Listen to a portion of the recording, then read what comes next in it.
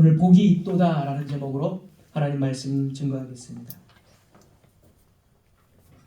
우리가 읽은 이 시편 1편 말씀은 모든 기독교인들이 좋아하는 시편일 것입니다. 이 시편은 복에 대해서 말하고 있습니다. 우리나라는 특히 이 복을 매우 좋아해서 숟가락에도 보면 이 복자를 새겨놓고 밥그릇, 옷장, 베개, 이런 이불, 이런 생필품에도 이 복자를 새겨놓는 것을 어려서부터 저는 많이 봤습니다. 그리고 또 뭘 하면 복이 있다, 또 뭘 하면 복이 달아난다, 이런 복에 대한 미신들도 많이 들어왔습니다. 그만큼 복을 받고 사는 것에 굉장한 관심이 있다는 것입니다. 성경은 어떨까요? 성경은 고상한 책이기 때문에 복에 대해 관심이 없을까요? 그렇지 않습니다. 성경에는 수없이 많은 구절에서 복에 대해서 이야기하고 있습니다. 그만큼 성경은 복을 아주 중요하게 취급하고 있다는 말씀입니다. 그래서 신실한 구약 이스라엘 백성들은 복에 대해서 생각했고 하나님께서 복 주시는 것을 기대하면서 힘든 삶을 인내하면서 살았습니다. 그러나 성경에서 말하는 복과 오늘날 사람들이 좋아하는 복, 소위 물질 축복, 건강 축복, 이런 것과는 전혀 다르다는 것을 우리들은 알아야 합니다. 물질 축복이나 건강 축복, 이런 것들은 모두 이방 종교에서 추구하는 것들입니다. 대부분의 이방 종교는 이 세상에서 얼만큼 잘 먹고 잘 사느냐, 그런 것들을 목적으로 하고 있습니다. 물론 아닌 경우도 있지만 기본적으로 그런 것들을 아주 중요하게 취급을 하고 있습니다. 또 오늘날 세상에서 말하는 복은 무엇입니까? 웰빙이라는 단어가 한 10년, 20년 전부터 유행한 것 같은데, 그만큼 잘 먹고 건강하게 100세까지 사는 것, 웰빙, 유기농, 이런 것들이 유행하고 있는데, 다 세상에서 이런 건강하고 무병장수하는 것, 이런 것을 세상에서는 복으로 여기고 있습니다. 대부분의 이방 종교와 세상에서 이렇게 잘 먹고 잘 사는 것들을 추구합니다. 물론 우리가 풍족한 물질들을 가질 수 있고 건강한 삶을 영위하는 것도 당연히 복으로 생각을 합니다. 하지만 성경은 단지 물질과 건강을 소유했다고 해서 그것을 복이다라고 말하지 않는다는 것이고, 성경은 그리고 물질이나 건강 자체가 인간이 추구해야 할 어떤 행복의 목표, 인간이 추구해야 할 목적이라고도 역시 말하고 있지 않다는 사실입니다. 오히려 성경은 부자들을 향해서 경고합니다. 야고보서 5장 1절 들으라 부한 자들아, 너희에게 임할 고생으로 말미암아 울고 통곡하라. 여기서 부자들은 물질이 많이 있지만 무언가가 잘못되어 있기 때문에 하나님의 심판이 지금 임박해 있다라고 경고를 받고 있습니다.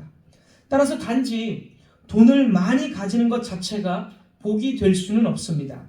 만약 돈이 더 많이 있어서 더 방탕하게 살고 하나님과도 멀어지게 된다면 돈은 복이 아니라 재앙임을 알아야 할 것입니다. 자녀가 좋은 대학에 합격을 해서 하나님께서 복을 주셨구나, 우리 집에 복을 주셨구나. 왜냐하면 자녀가 좋은 대학에 합격했기 때문에, 유명 대학에 합격했을 때 하나님이 복을 주셨구나라고 기뻐했는데, 그 자녀가 대학 가더니 하던 신앙생활을 더 잘 못하고 점점 하나님과도 멀어졌다면 좋은 대학에 입학한 것이 과연 복이다라고 할 수가 있을까요? 그래서 복을 세상 사람들이 생각하는 대로 단순하게 생각해서는 안 됩니다. 오늘 시편 1편은 우리가 좋아하는 복에 대해서 말하고 있지만 이 복이 어떤 복인지 정말 주의 깊게 살펴야 하고, 세상에서 말하는 복과 어떤 차이점이 있는지를 주의 깊게 살펴야 하고, 우리 역시 성경이 제시하는 그 복, 세상 사람들이 추구하는 그 복이 아니라 성경이 제시하는 그 복 있는 사람의 길을 걸어가야 할 것입니다. 시편 1편의 원문은, 1편 1절의 원문은 복되도다, 이렇게 감탄사처럼 선언으로 시작을 합니다. 복되도다, 이 말이 이 1절의 맨 처음 나와 있습니다. 복되도다. 복되다라는 말은 우리가 흔히 사용하는 행복하다, 행복하게 되다, 비할 데 없이 최고로 행복하게 되다라는 뜻입니다. 그래서 영어 성경은 행복하여라 이렇게 표현을 했습니다. 행복하여라. 복되도다, 행복하여라. 똑같은 말입니다. 그리고 5절, 6절에 보면 복을 받은 대상자는 의인입니다. 의인. 5절, 6절에 보면 이제 그 복된 사람은 의인이다. 이렇게 우리가 바로 읽을 수 있게 됩니다. 그러면 성경에서 의인은 누구입니까? 의인은 세상에서 말하는 도덕적이고 착한 사람이 아니다. 여러 번 우리가 말씀을 들었죠. 교리 시간에도 들었고 또 설교 시간에도 여러 번 들었습니다. 죄가 하나도 없기 때문에 의인도 아닙니다. 성경에서 의인은 자신의 죄를 용서받고 하나님과 동행한 자가 의인이다. 여러 번 제가 말씀을 드린 적이 있습니다. 시편 32편 1절, 시편 32편 1절, 허물의 사함을 받고 자신의 죄가 가려진 자는 복이 있도다. 그리고 또 유명한 구절 창세기 6장 8절에서 9절, 창세기 6장 8절과 9절입니다. 그러나 노아는 여호와께 은혜를 입었더라. 이것이 노아의 족보니라. 노아는 의인이요 당대의 완전한 자라. 그는 하나님과 동행하였으며 의인이며 하나님과 동행했다. 완전한 자다. 그런데 왜 의인이며 완전한 자입니까? 여호와께 은혜를 입은 자이기 때문에. 이것이 성경에서 말하는 의인입니다. 시편 128편에도 보면 여호와를 경외하며 그의 길을 걷는 자마다 복이 있도다. 내가 내 손이 수고한 대로 먹을 것이라. 내가 복되고 형통하리로다. 이렇게 복 있는 자, 의인에 대해서 말하고 있고, 또 한 구절만 더 살펴보면 스바 여왕은 열왕기상 10장에서 스바 여왕이 아라비아 여왕이죠. 이 스바 여왕은 열왕기상 10장에서 솔로몬을 만난 다음에 이렇게 고백합니다. 복되도다 당신의 사람들이여, 복되도다 당신의 이 신하들이여, 항상 당신 앞에 서서 당신의 지혜를 들음이로다. 솔로몬의 지혜를 들을 수 있는 이스라엘 백성들이 복되다, 이렇게 스바의 여왕이 선언했습니다. 자, 이런 것들을 종합했을 때 성경에서 말하는 의인은 은혜를 입은 자죠. 하나님의 은혜를 입은 자. 그리고 하나님의 은혜를 입어서 하나님을 경외하고 그의 길을 걸어가고 하나님과 동행하는 자. 또한 허물의 사함을 받은 자. 죄가 가리워지고 하나님의 생명 가운데 사는 자. 이것이 바로 성경이 말하는 의인이며 복을 받은 사람입니다.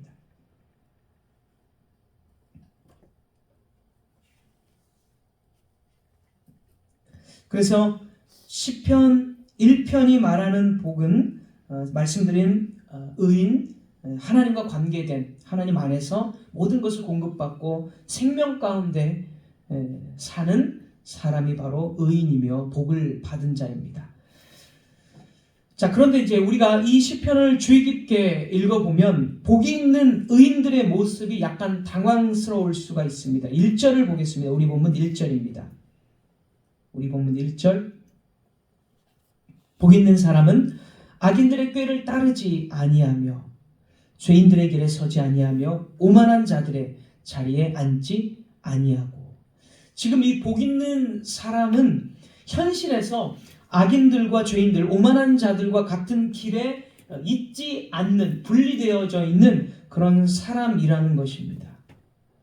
즉 이 말은 무슨 말이냐면 복 있는 사람은 주변에 악인들에게 둘러싸여 있는 현실 속에서 살아가고 있다는 것이죠. 악인들이 항상 주변에 포진해 있고 그럼에도 불구하고 그들과 분리되어져서 살고 있다는 거예요. 하나님의 복을 받은 의인은 아무런 일도 일어나지 않는 현실 속에서 살아가는 것이 아니라 악인들의 꾀가 수시로 들려옵니다. 여기서 보면 악인들의 꾀를 따르지 않고 그런 어떤 속임수나 꾀, 악인 죄인들의 길, 악인들이 제시하는 인생관이죠. 이 길이라는 것은 인생관, 그들의 가치관, 그들의 행위, 이런 것들이 이제 길이라는 의미에 다 압축이 되어져 있겠죠. 이런 것들을 이 의인들은 주변에서 악인들의 그런 인생관, 그들이 제시하는 길들, 가치관들, 그리고 그들의 꾀들을 다 듣습니다. 안 들을 수가 없어요.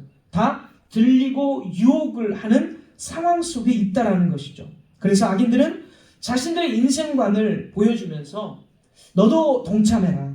이렇게 하는 것이 더 지혜롭게 사는 것이고 우리와 함께하지 않는다면 너도 낙오될 것이다 라고 계속해서 의인들을 유혹하고 때로는 악인들이기 때문에 자기의 말을 듣지 않으면 어떻게 합니까? 의인들을 핍박하는 거죠. 핍박하고 고립시키고 더 고립시키고 핍박하는 이러한 상황이라는 것을 우리는 쉽게 이 구절들을 통해서 이렇게 이 상황을 짐작해 볼 수가 있습니다.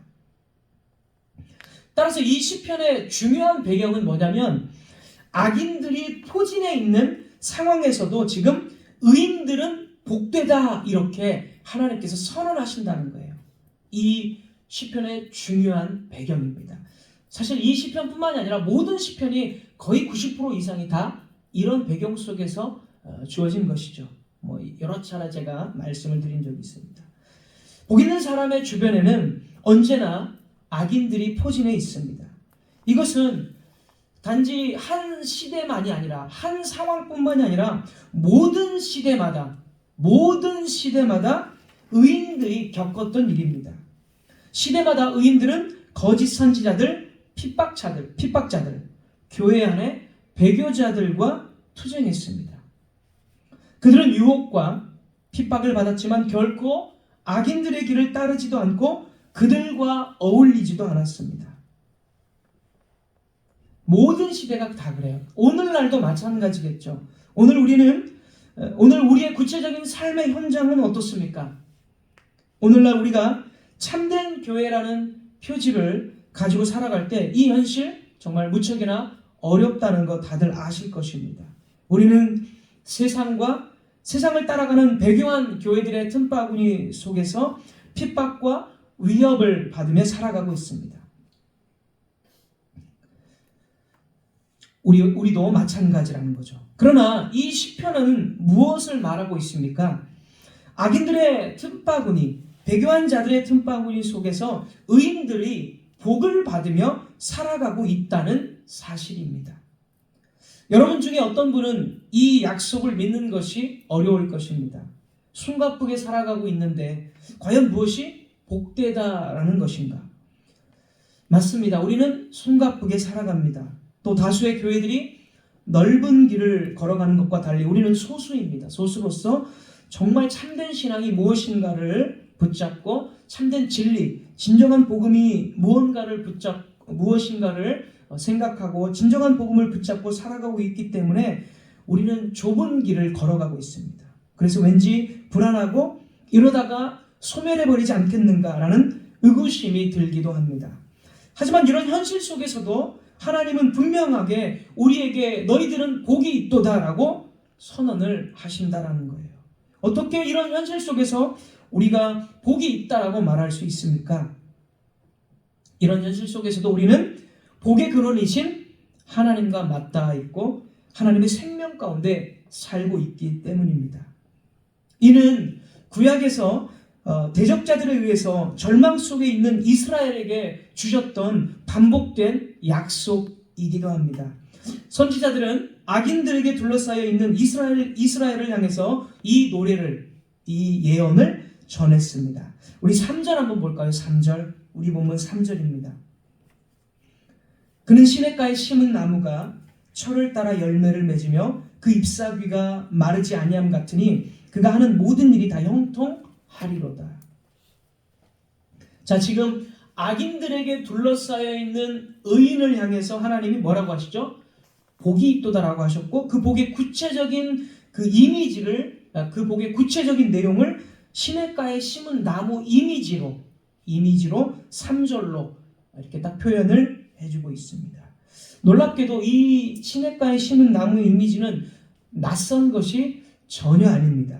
전혀 아니죠. 이 이미지는. 하나님은 악인들과 대치해 있는 상황 속에서 이 예언의 말씀을 이스라엘에게 자주 시냇가에 심은 나무 이미지를 자주 반복해서 말씀해 주셨습니다. 민수기 24장 5, 6절입니다. 민수기 24장 5, 6절. 이 시냇가에 심은 나무 이미지는 사실 에덴 동산의 하나님의 낙원의 이미지를 가져온 것이죠. 그러나 시간 관계상 거기까지는 제가 말씀드리지 않고 다 예전에 말씀드린 거기 때문에 자 민수기 24장 5, 6절입니다. 야곱이여 내 장막들이 이스라엘이여 내 거처들이 어찌 그리 아름다운고. 6절 그 벌어짐이 골짜기 같고 강가의 동산 같으며 여호와께서 심으신 침향목들 같고 물가의 백향목들 같도다. 시냇가에 심은 나무 이미지 다 에덴 동산의 이미지에서 가져온 것이고 오늘 시편 1편 3절과 같은 거죠. 사실 지금 민수기 24장의 문맥은 어떤 문맥입니까? 이 문맥은 이스라엘 백성들이 출애굽을 했을 때에 모압 왕이 군대를 이끌고 지금 이스라엘을 대적하고 있는 상황이고 발람을 거짓 선지자 발람을 고용해서 이스라엘을 멸망시키고자 했을 때에 하나님께서 이스라엘에게 주셨던 말씀입니다. 그러니까 대적자들이 진치고 있는 위험스러운 상황에서 이스라엘 너희들이 이렇게 시냇가에 심은 나무와 같은 복이 있도다라는 예언의 말씀을 똑같이 주신 것입니다. 시편 92편 12절 13절도 한번 보겠습니다. 시편 92편 12, 13절.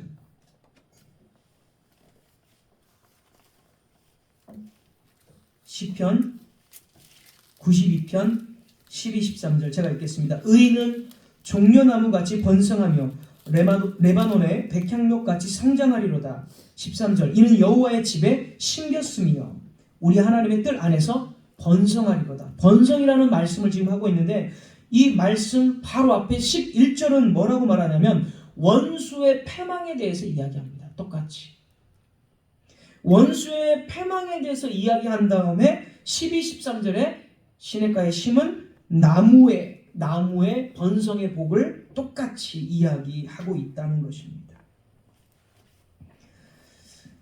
너무 많은데 하나만 더 읽겠습니다. 더 확실하게 제가 말씀드리기 위해서 너무 많지만 하나만 더 말씀드립니다. 예레미야 17장 7절 8절입니다.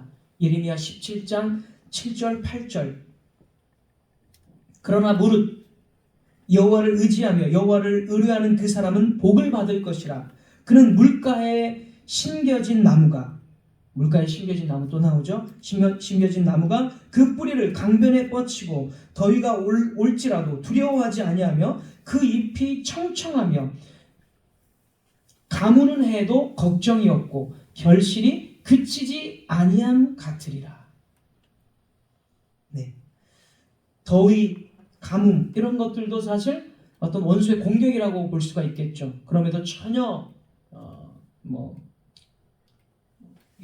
두려움 없이 결실한다는 거고 예레미야 17장 이 문맥도 역시 지금 바벨론의 침략으로 남유다가 멸망 가운데 있는 풍전등화와 같은 위기 가운데 있는데 이 말씀을 주신 거예요.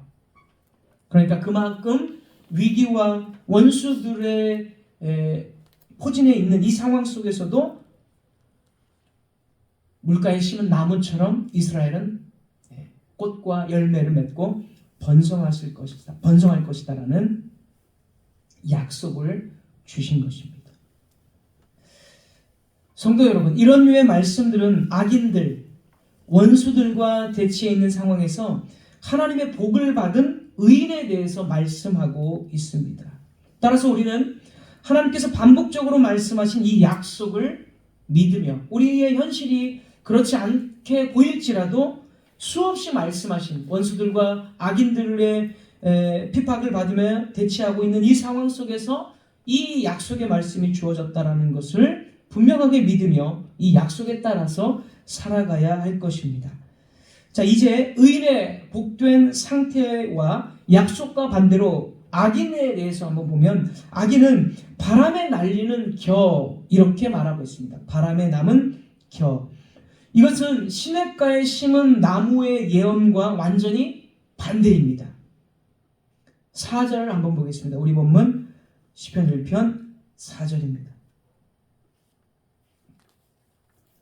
악인들은 그렇지 아니하며 오직 바람에 나는 겨와 같도다. 지금 시냇가에 심은 나무에 아주 풍성하고 안정적이고 고요하고 번성하는 그런 복된 상태와 악인들의 이미지는 겨. 너무나 대비되고 대조되죠. 겨입니다. 자, 겨라는 것은 잘 알듯이 곡식 알맹이가 들어있지 않는 쭉정이입니다. 쭉정이인데 열매 맺는 나무와 비교돼서 겨는 속이 텅 비어 있기 때문에 그만큼 가볍고 바람에 흩날려 버린다는 것입니다. 바람에 흩날리는 이 겨의 이미지는 그러면 어디서 온 것입니까?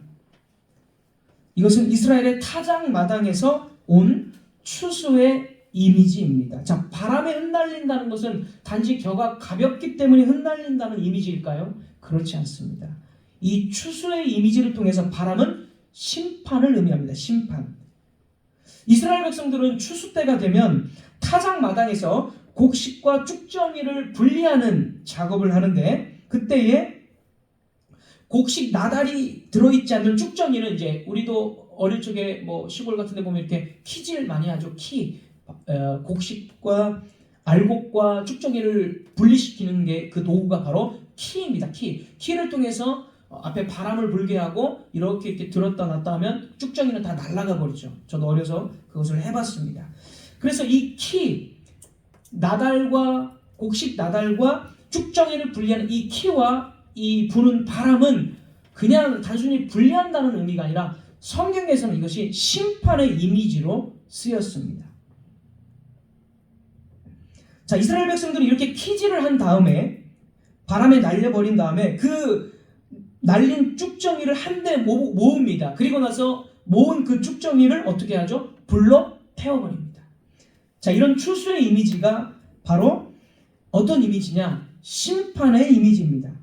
성경은 곡식을 모아들이는 것을 구원으로 표현합니다. 구원으로. 곡식을 골라내는 것, 쭉정이로부터 분리해서 골라내는 것을 구원이라고 표현을 합니다. 그리고 이제 곡식이 아니라 쭉정이는 이제 바람에 날린 다음에 태워버리게 되는데 이렇게 태워버리는 것은 하나님의 거룩한 진노의 불로 태우는 것을 의미합니다. 가장 대표적인 것이 누가복음 3장 17절입니다. 누가복음 3장 17절. 누가복음 3장 17절. 제가 읽겠습니다. 손에 키를 들죠. 심판의 도구입니다. 키를 들고 자기의 타작 마당을 정하게 하사 알곡은 모아 곡간에 드리고 쭉정이는 꺼지지 않는 불에 태우시리라. 이것은 세례 요한이 예수님의 사역을 딱 요약한 거예요. 예수님이 어떻게 한다는 거예요? 알곡은 모아서 구원한다는 거죠. 하나님의 백성은 모아서 구원시키고 그 다음에 쭉정이는 꺼지지 않는 불에 태운다. 심판. 그 키를 들고 아까 지금까지 설명드린 추수의 이미지는 다 구원과 심판에 대한 이미지입니다. 악인들의 악한 생각과 행위가 아무리 교묘하게 감추어지고 위장되었을지라도 그때에는 그 모든 것이 사실 그대로 모두 발견되어지고 드러날 것입니다. 악인들에 대한 증거는 명백하며 심판은 매우 공정하고 치우침이 없을 것입니다. 그리고 하나님은 악인들에게 결코 변경될 수 없는 판결로서 영원한 비참과 멸망을 선언하십니다. 의인들의 복된 상태와 다르게 악인들은 그렇게 바깥 어두움 가운데 쫓김을 당하고 영원한 비참을 맞이하는 것입니다. 하나님은 악인의 삶을 인정하지 않습니다. 악인들은 하나님의 심판을 피할 수도 없으며 영원히 복 있는 자의 모임에서 제외됩니다. 우리 보면 5절 보겠습니다. 5절. 그러므로 악인들은 심판을 견디지 못하며 죄인들이 의인들의 모임에 들지 못하리로다. 악인들은 심판을 견디지 못하며 의인들의 모임에 들지 못한다. 여기서 의인들의 모임이 무엇일까요? 우리는 곧바로 항상 죽어서 가는 천국, 악인들 천국 못 가, 이것을 가장 먼저 떠올리는데, 물론 그 말도 맞지만 더 정확하게 우리는 여러분 의인들의 모임이 뭡니까? 하나님의 나라인 교회죠. 교회. 악인들은 세상에서 숫자가 많고 떵떵거리며 살 수도 있습니다.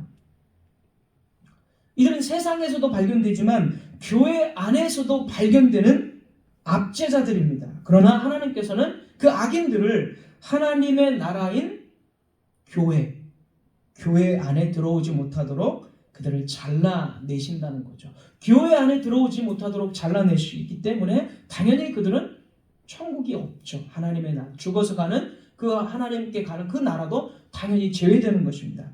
가장 먼저 생각할 것은 바로 이 교회를 생각해야 되지, 그냥 죽어서 하나님께 가는 천국부터 생각하면 이 성경적이지, 좀 더 우리는 정말 성경신학적으로 성경이 말하는 대로 우리는 좀 우리가 생각하고 적용을 해야 됩니다. 악인들이 양의 탈을 쓰고 가장하여 교회 안에 들어올지라도 하나님께서는 악인들을 당신의 교회, 의인들의 모임에서 잘라내실 것입니다. 그리고 이들에게는 영원한 하나님의 심판이 예정되어 있습니다. 6절, 우리 본문 6절, 무릇 의인들의 길은 여호와께서 인정하시나 악인들의 길은 망하리로다. 의인들의 길은 여호와께서 인정하시나 악인들의 길은 망하리로다.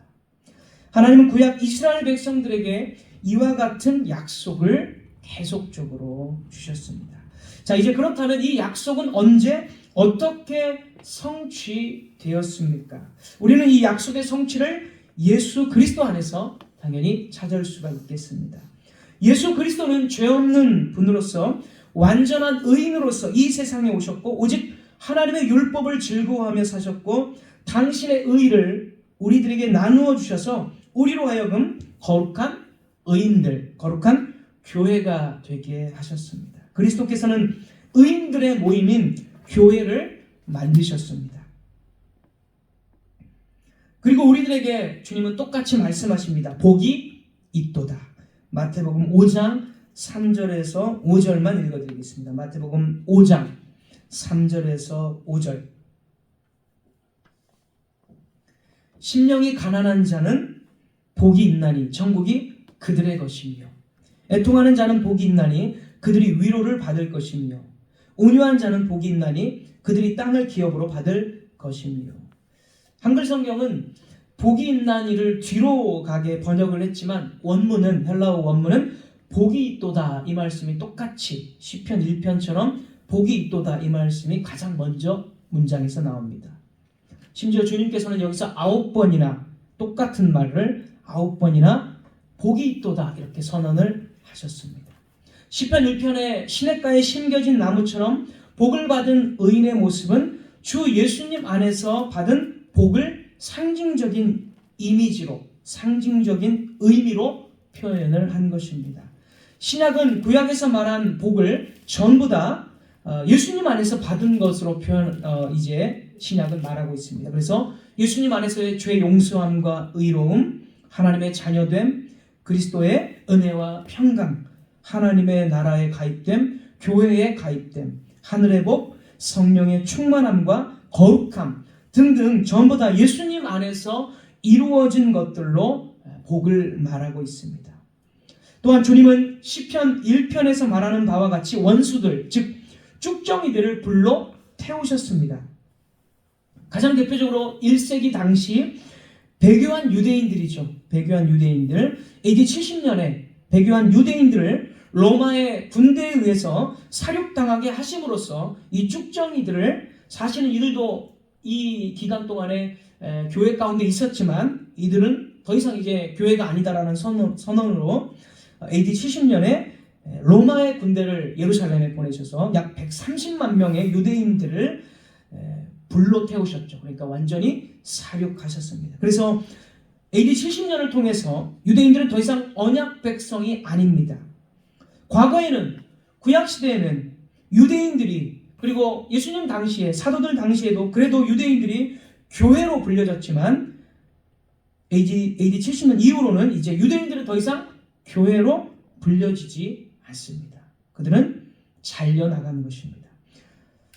예수님은 배교한 유대인들을 교회에서 잘라내심으로써 시편 1편의 말씀을 성취하셨습니다. 또한 사도들이 사역했을 당시에 교회 안에 이단자들, 거짓 교사들이 몰려왔을 때에 사도들은 그들을 출교시킴으로써 그들이 하나님 나라에 가입되지 못하도록 시편 1편의 말씀들을 사도들은 또 1세기 당시의 교회들은 계속해서 성취해 나갔습니다. 이렇게 오늘 시편 1편의 말씀이 예수님 안에서 궁극적으로 성취되었고, 우리는 시편 1편의 말씀을 이제 예수님 안에서 부르고 기도할 수 있게 되었습니다. 한마디로 이 시편 1편은 모든 시대의 의인들이 투쟁하며 기도하며 불렀던 노래입니다. 과거의 신실한 이스라엘 백성들은 성전 제사 때에도 이 노래를 불렀고, 악인들과 대치해 있는 상황 속에서도 이 말씀을 가지고 기도했습니다. 그러나 성도 여러분, 오늘 우리에게는 시편 1편의 약속이 훨씬 더 크고 부요하게 다가옵니다. 왜냐하면 예수 그리스도 안에서 이 복됨이 실제적으로 이루어졌음을 알고 있는, 완전히 성취된 그 시대에 우리는 살고 있기 때문입니다. 다시 말해서 우리는 예수님 안에서 의인이 되었다는 사실을 더욱 기뻐할 수 있는 위치에 있게 되었습니다. 이런 이유로 우리는 하나님을 더욱 전심으로 예배할 것이며, 이런 이유 때문에 하나님의 복음을 더욱 주야로 묵상할 것입니다. 우리는 주야로 생명의 말씀을 묵상하며 그 말씀으로 기도하며 복 있는 자의 삶을 살아가야 할 것입니다. 이런 이유로 우리는 다시 하나님의 말씀으로 돌이켜야 할 것입니다. 사랑하는 성도 여러분, 우리는 하나님의 말씀을 묵상하고 기도하는 것을 자주 잊어버리지 않습니까? 신앙생활의 기쁨이 어느 순간 없어지고 죄를 사랑함이 하나님을 사랑하는 것보다 더 크다는 것을 알고 있지 않습니까? 우리는 악인들의 사악하고도 위험한 상품에 물들기 쉽습니다. 그럴 때 그 죄에서 돌이켜서 주 예수님께로 돌아오십시오. 주 예수님의 말씀을 묵상하고 기도하며 이 말씀이 누구를 가리키고 있는가? 이 말씀이 하나님의 구원과 하나님의 복에 대해서 어떻게 이야기하고 있는가? 이 말씀이 나 자신에 관해, 사람의 죄성에 관해, 그리고 구주에 대해서 어떻게 제시하고 있는가? 이 말씀이 그리스도와 그리스도의 구원 사역을 어떻게 가르치고 있는가를 늘 묵상하고 기도하십시오. 그래서 여러분을 위해 육신이 되신 그 말씀, 주 예수님께 마음을 두십시오. 여러분을 사랑하신 분, 여러분을 위해 죽으시고 하늘로 오르시어 지금도 통치하시는 분, 여러분을 위로하시고 영원히 함께 거하기 위해 성령을 보내신 주 예수님께 마음을 두고 기뻐하시기 바랍니다. 여러분, 삶의 진짜 행복의 비결이 바로 이 시편에 나와 있습니다. 여러분이 참으로 안락하고 복된 상태로 세상을 살고 싶다면 이 시편이 무엇을 이야기하고 있는지를 주목해야 합니다. 그리고 주 예수님을 떠나 돈과 명예, 오락에서 행복을 찾는 사람들이 무엇을 실패하고 있는지를 깨달아야 합니다. 성경은 하나님을 떠나 돈과 이익을 위해서 사는 삶을 절대로 행복한 삶이다라고 말하지 않습니다. 그런 삶은 잠깐의 만족은 있을 수 있지만 결국은 쭉정이처럼 텅 빈 삶이었고 심판의 불로 태워져 버리는 삶인 것입니다. 사람들은 행복해지려고 더 많이 공부하고 행복해지려고 더 운동하고 더 돈을 많이 모으려고 합니다. 그러나 진정한 행복은 하나님과 함께하는 것, 하나님의 말씀에 뿌리를 내리는 삶입니다. 우리를 완전히 행복하게 만들기에 충분한 모든 종류의 축복들, 즉 저 위 세상과 지금 이 세상의 모든 축복의 근원이 하나님께 있습니다. 하나님이 제시한 길을 따라가는 것, 그 자체가 행복한 삶이고 하나님이 주시는 번영과 성공으로 살아가는 것이 행복한 삶인 것입니다. 여기 저와 여러분을 위한 가장 복된 인생의 지침이 있습니다. 이 6구절의 짧은 시편이 제시한 길을 걸어가십시오. 하나님 안에 깊이 뿌리를 내리고 거하십시오. 때론 고난과 훈련으로 인해 우리가 불평하기도 하지만 하나님 안에 있는 사람이 그 인생을 실패하는 일은 결코 있을 수 없는 일입니다. 그는 하나님이 인정한 삶이기 때문입니다. 하나님은 하나님 안에 말씀 안에 뿌리를 내리는 사람을 복 주시고 그 복은 그 사람을 참으로 행복하게 만들어 줍니다. 말씀을 맺겠습니다. 여러분, 악인들이 큰 소리치는 것 같은 이 세상에서 오늘 말씀을 의지하여 여러분의 삶을 위해 기도하십시오. 악인들이 잠시 형통을 누리기도 하지만 그들의 길은 망할 것이며 말씀과 성령을 구하며 사는 의인들이 진정한 복과 형통함을 누린다는 확신에 찬 이 믿음의 노래를 부르십시오. 이 말씀에 의지하여 우리에게 주어진 믿음의 길을 더욱 확고하게 걸어가시는 여러분들 되시기를 바랍니다. 기도하겠습니다.